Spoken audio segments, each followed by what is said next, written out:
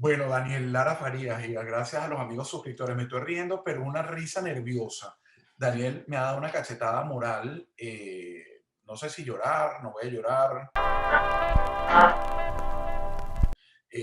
No para pero sí, nada. medites duro y me voy a poner de parte de todos los miles y millones de venezolanos.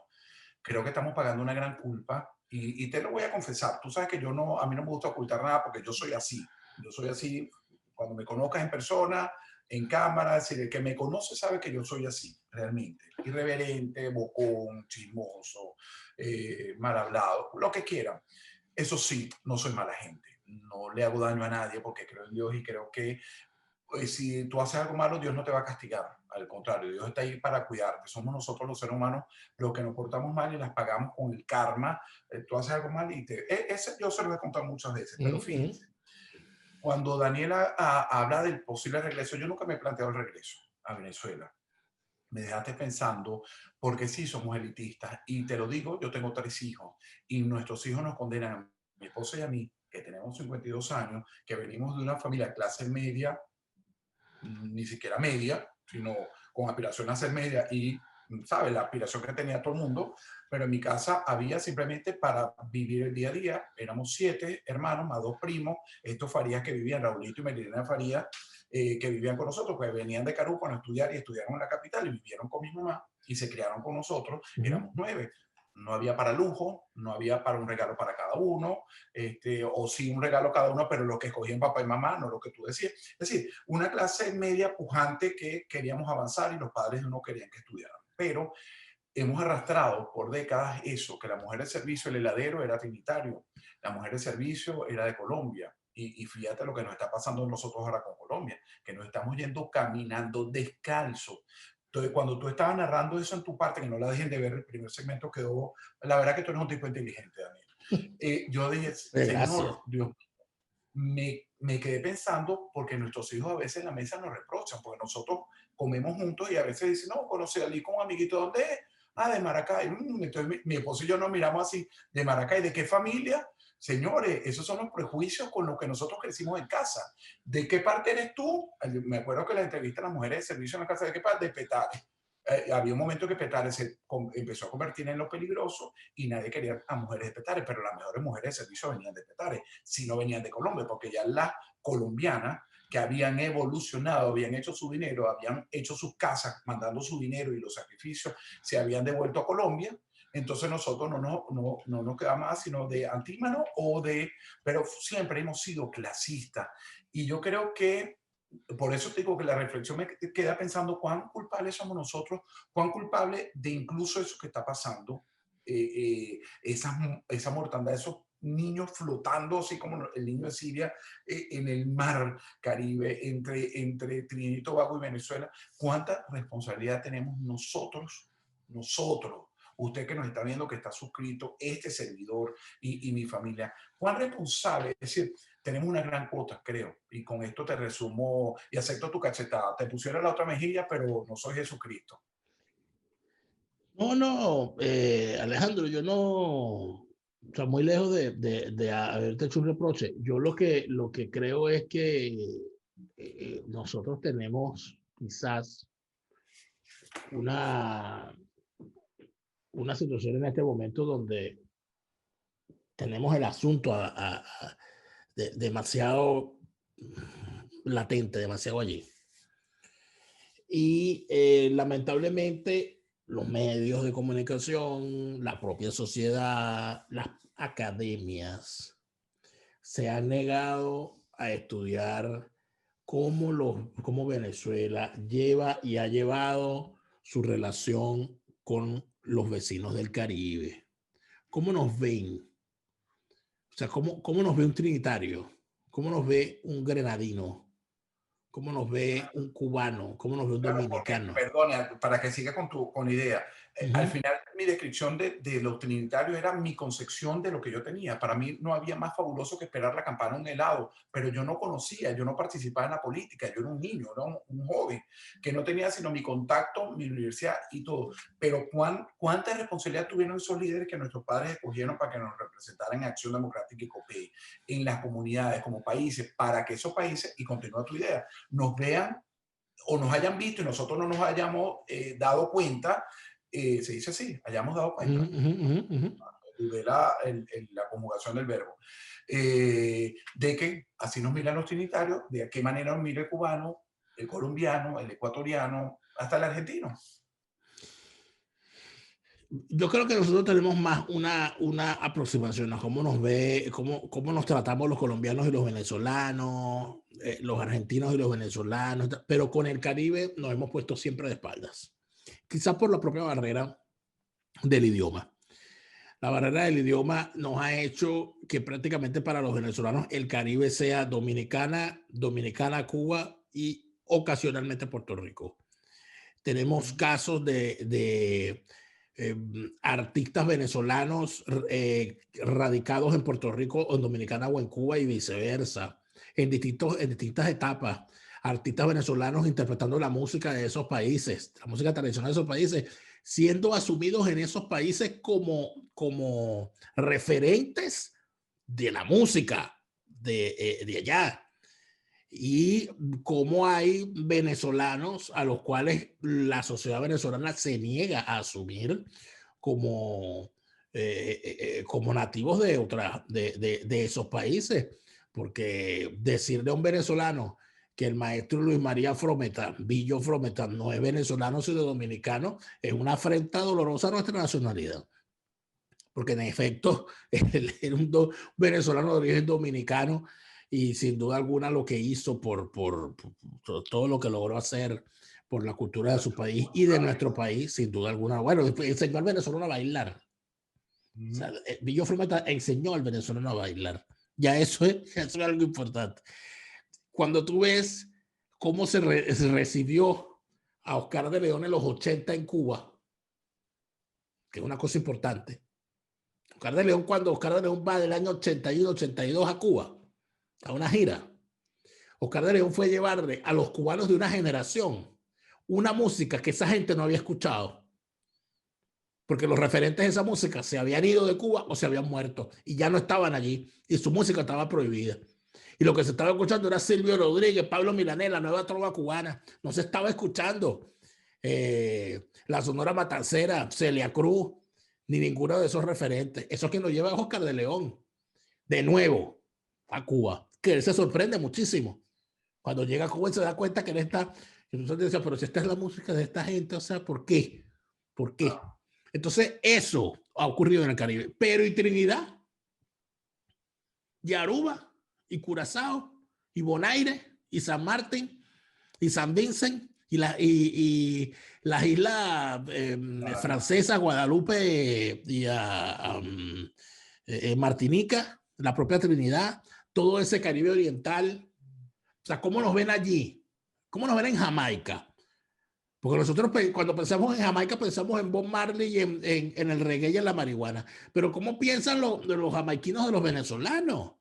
¿Qué ocurre allí? Yo tuve la primera vez que yo tuve conciencia de lo que significaba Venezuela en el Caribe fue en el paro petrolero del año 2002-2003. Porque recuerdo que leí un reportaje en un medio de comunicación de los Estados Unidos, perdón, en un medio de comunicación británico, comentando las graves penurias que se estaban viviendo en Jamaica por la escasez de combustible, porque Jamaica dependía casi el 100% del combustible venezolano en aquella época. Entonces, cuando tú veías una cosa como esa, tú decías, oye, allí deben tener una visión interesante del venezolano. ¿Cómo nos ven los jamaiquinos, los venezolanos? ¿Cómo nos ven allí? Bueno, en Trinidad siempre nos han visto mal. Eso es algo que la gente parece que no sabe. El trinitario le ha tenido un odio al venezolano de toda la vida. No sé por qué razón. Seguramente nos lo habremos ganado, no sé. Pero... Y tú sabes que cómo nos damos, lo que pasa es que ahorita abrimos los dos ojos, pero estamos como medio soñolientos con el tema, porque cuánta familia mía se fue a estudiar a Trinidad y Tobago inglés, que no tenía sí, recursos para irse a Estados Unidos o para sí, Inglaterra. claro, Y claro. entonces me fue bien los 6 meses, pero bueno, no salíamos mucho. Cuando tú leías la historia, era porque no había no se permeaba el No lo había trinitario con el recibido. venezolano. Entonces no era bien recibido. Tú estabas pagando tu curso, ibas para tu colegio, pero no había la posibilidad de abrirte. Entonces tú no encontraste a nadie que, no me quedé, me casé con un trinitario. No, porque había unas puertas cerradas herméticas. Es que estamos hablando de una sociedad, la sociedad trinitaria, tiene problemas consigo misma. Entonces es allí donde yo tengo que hacer un reclamo a esos que llaman el gremio de internacionalistas de Venezuela, a las escuelas de estudios internacionales de Venezuela, que ya hay más de una, porque está la de la Central, está la de la Universidad de Santa María, hay otras escuelas que se ocupan del comercio internacional, que de alguna manera tienen una gruesa vinculación con esto. Pero ¿qué se está haciendo? ¿Qué se está haciendo por entender? Nosotros no entendemos el Caribe no nos entiende a nosotros. Nosotros no sabemos qué se piensa del venezolano en esa región. Nosotros no sabemos cuáles son los términos de intercambio que hay en esa región. O sea, que nosotros qué le compramos y qué le vendemos. Yo recuerdo, por decir una cosa, yo recuerdo, Alejandro, una cosa bien particular. Yo recuerdo cuando yo trabajaba en el INAC, imagínate tú para dónde me fui, hace como 15 años, 17 años, había una compañía venezolana de carga que hacía unos vuelos con un avión gigantesco desde Cubagua, escucha bien, desde Cubagua, o desde Coche, de la isla de Coche, perdón, desde Coche hasta Margarita y de Margarita a Curazao, de Aruba. Y entonces llamaba mucho la atención ese vuelo, porque decía, oye, esta gente sale de Margarita directo para Curazao, ¿no? Y era un vuelo de carga. Resulta ser que yo una vez hablando con uno de los responsables de esa aerolínea de carga venezolana, me explican, eso no, mira, lo que pasa es que hay un proyecto de una producción camaronera, piscicultura, de la Fundación La Salle, creo que era allí en Coche, y ellos le venden toda su producción a una compañía que comercializa los camarones de allí en los hoteles de Curazao. Por lo tanto, todos los camarones que se comen en Curazao provienen de la Fundación La Salle en aquel momento. Y eso eran vuelos, o sea, eso no se podía parar. Era una cosa que eso no se podía parar, es una cosa continua. Entonces, ¿qué nivel de vinculación puede haber? Un nivel de vinculación importante. Pero cuando tú ves que hay además de eso, mientras más te acercas, cuando te vas a Falcón, cuando te vas a las costas de Falcón, o cuando te vas a las costas del Oriente, te encuentras que esa vinculación es como más cercana entre cada uno de las islas que están allí cerca, inclusive hasta en la gastronomía. Pero ¿quién se ha encargado de estudiar eso? Más allá de estudiar el origen del corbullón de Mero, por ejemplo, que en el Oriente, o de la presencia del masalá en las zonas de Cumaná y adyacencia, o de estudiar el tema del comercio y del contrabando que hay en la zona falconiana con Curazao. ¿Quién se ha encargado de estudiar cómo nos vemos? Conjuntamente nadie. ¿Qué terminó ocurriendo? Terminó ocurriendo que estamos en medio de esta gran tragedia donde se sabe de cosas como lo que tú comentabas, pero de $100, ¿no? $100 por montarte en una embarcación. Sí, una lanchita para trasladar a cada uno hacia Trinidad y Tobago por un destino incierto, pero que para muchos que no tienen nada. Mira, escuchaba el testimonio, Daniel, de Enrique, un testimonio que le da la agencia France Press, de espaldas, por supuesto, y esto se lo da con motivo a toda esta tragedia que viene ocurriendo desde hace semanas. Dice que la motivación más fuerte es la necesidad que tiene en el país. Y es un hombre que pudiera tener, por lo que tú lo ves, entre 40 y 50 años de edad. Entonces, que debe ser horrible. Saber a lo que te vas a exponer, porque no eres una niña de 15 años, que apenas está comenzando a vivir, que tienes sueños, que tienes una aspiración, entonces eres bonita y conseguirte un hombre y casarte o ser modelo, porque ese es el sueño de toda niña, ser modelo, ser niña, no sé, me pongo yo en la cabeza de esas niñas, pero cuando tú oyes a Enrique declarando, tú dices, realmente se acabó lo que se daba. Y entonces nadie, como tú has venido analizando, le interesó. Y lo que estamos viendo ahora es falta de ese desinterés político que hubo de parte y parte. Y yo creo que el único que lo supo, desafortunadamente, el difunto, el que tú dices que no volverá, afortunadamente no volverá, que se aprovechó de eso. Y como el mal siempre actúa de la mejor manera para conquistar espacio, y los compró con ese plan ALBA, fue uno de los primeros proyectos que tuvieron ellos y les dio, tú lo decías, Jamaica, les dio combustible a todo. Y fíjate que hasta el día de hoy esa gente o se abstiene o no se presenta o no vota en contra del régimen de Hugo Chávez en un principio y después de Maduro. Los compraron con dinero. los compraron con dinero para arreglar sus propias necesidades, que no las han solventado completamente, porque son sociedades también fallidas, donde hay un gran sector en una merma como ciudadano, pero la casta política sigue sobreviviendo. Y esa casta política, cuando yo te nombraba a Kate Rowley, tú no ves que es un señor, lo que pasa es que tú sabes que cuando tú tienes la piel oscura, te conservas joven, pero ese señor debe ser de esos que transaba con Acción Democrática, los copediantes, con Herrera Maidú, con Carlos Andrés Pérez, entonces que siguen en esta política. Entonces ellos sobreviviendo y quizás sus hijos, sus nueros, son las que están en la política, entonces como un reinado, entonces no ¿Sabes termina qué? no importándole el ciudadano de a pie. Allá había otra situación en particular, Alejandro, sobre todo en Trinidad, que era el tema de la explotación petrolera y las permanentes, el permanente, de hecho, Trinidad como país, en cuanto a su política exterior, era un permanente promotor de la hostilidad del Caribe hacia Venezuela, hasta el punto que ya inclusive en la época Chávez, inclusive con Chávez, con esa chequera regalona que cargaba, ese sujeto no logró cambiarle la forma de ver las cosas a los trinitarios, hasta el punto que Trinidad era casi que el único que se oponía a que Venezuela se integrara al CARICOM o que se integrara a organismos de integración, a órganos o esquemas de integración de la región. Quien termina convenciendo o quien termina torciendo el brazo a Trinidad para la entrada es Cuba. Porque allí había toda todo un contubernio cubano en todo lo que era la política caribeña, sobre todo en países como Trinidad, donde la cuestión postcolonial siempre fue importante. La clase política trinitaria tuvo siempre como excusa para justificar los problemas de crecimiento de la industria petrolera trinitaria, la cercanía con Venezuela. Ellos o sea, esa gigante al cual se le echa la culpa, que para Venezuela y otros países de América Latina es los Estados Unidos. Para Trinidad es Venezuela. Entonces, ¿por qué la industria petrolera en Trinidad no surja? No, bueno, porque los venezolanos no nos dejan, porque Venezuela nos compite deslealmente, porque Venezuela tiene más capacidad para la extracción del petróleo y entonces el petróleo que está en nuestras costas, Venezuela se lo lleva. Porque Venezuela tiene una flota pesquera más grande que la de Trinidad, entonces por eso a ellos la pesca se les da ganancia. Entonces siempre estaba la excusa que Venezuela no nos deja, Venezuela no nos deja, Venezuela no nos deja. Y todo eso, además de eso, lo utilizaba entonces Trinidad como chantaje.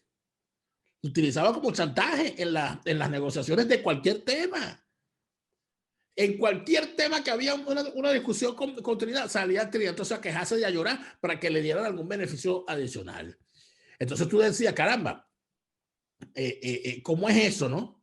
Que tú te quejas de que no tienes, de que Venezuela es más grande que tú y se lleva el pescado más grande porque tiene el barco más grande y todo lo demás, pero la población de tu país cuando migraba fundamentalmente a Venezuela y no a la Gran Bretaña ni a los países del Caribe cercano. Algo había en Venezuela. ¿Por qué nunca hubo una política de colaboración con Venezuela para que Trinidad aprovechara, por ejemplo, la cercanía con la posibilidad de convenio con PDVSA para la correcta explotación de su petróleo, para decir algo, para decir una sola cosa? Entonces, ahí es donde tú ves que no hay una cosa más peligrosa para el tema migratorio, Alejandro, que una sociedad prejuiciosa y un gobierno demagogo. Pueden ocurrir cosas horribles, como las que estamos viendo ahorita. Y estamos viendo, y todavía no hemos visto atrocidades. Todavía no hemos visto. Porque además de eso, otra cosa, Alejandro, ¿cuántos naufragios habrá diariamente de los cuales nosotros ni nos enteramos? Claro, es que ya es precisamente parte de lo que he leído e investigado un poquito con la agencia. Mientras estos celebran sus 6.4 millones de votos, no hay, por un lado, somos los periodistas, somos los ciudadanos que estamos preocupados por lo que está ocurriendo allí y donde te das cuenta que es una situación, fíjate, el testimonio que yo estoy de Enrique no es de ahora. Ana, una mamá que su hija, te la nombro, porque escuché el testimonio de su mamá oriental. Es decir, mi hija se fue buscando qué le faltaba aquí, no sabemos qué le faltaba aquí, pero se fue. Entonces se fue buscando un futuro mejor. Quizás ella, la madre no lo está viendo porque sobrevivía, pero la hija estaba buscando bajo engaño, lo que sea. Y mira, te voy a decir algo.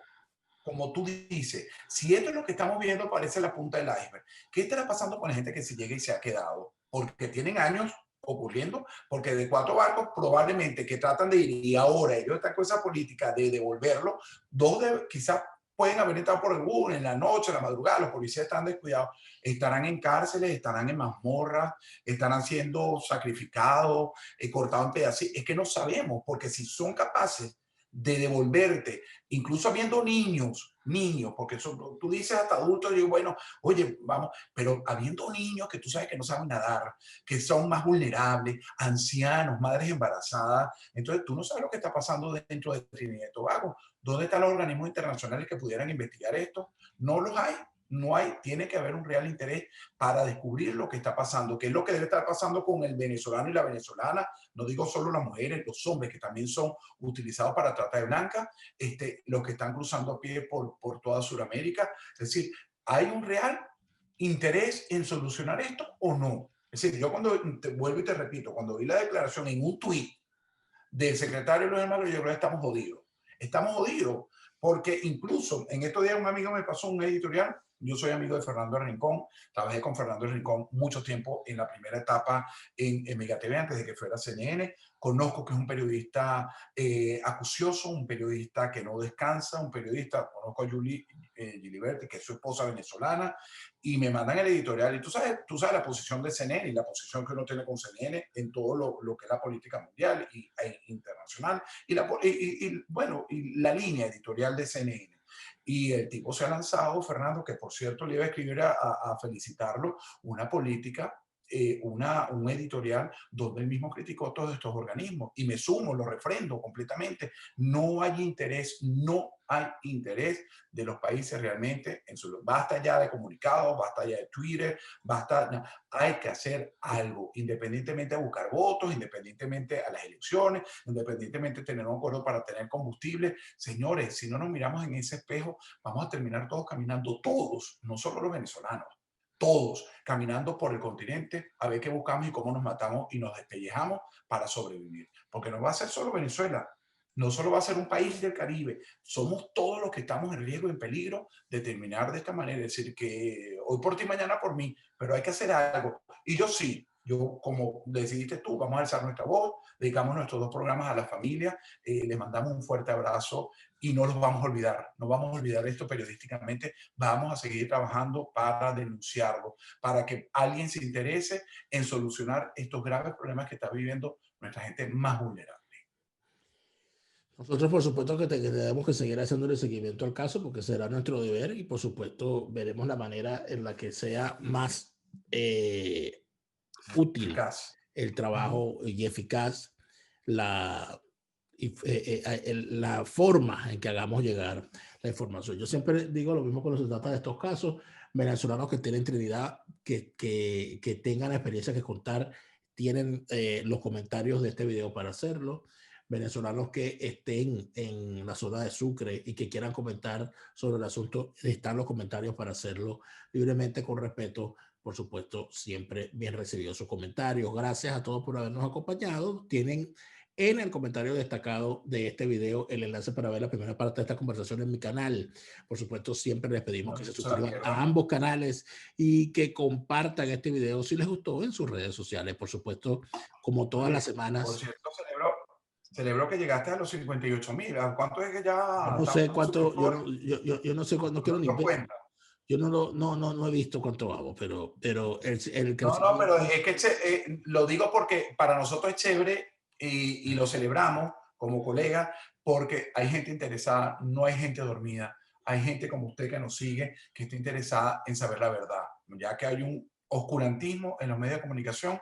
Nosotros estamos tratando con la mejor dignidad llevar los temas que nosotros consideramos importantes tanto para nosotros como para ustedes. Así que gracias por suscribirse a ambos canales y a todos nuestros colegas.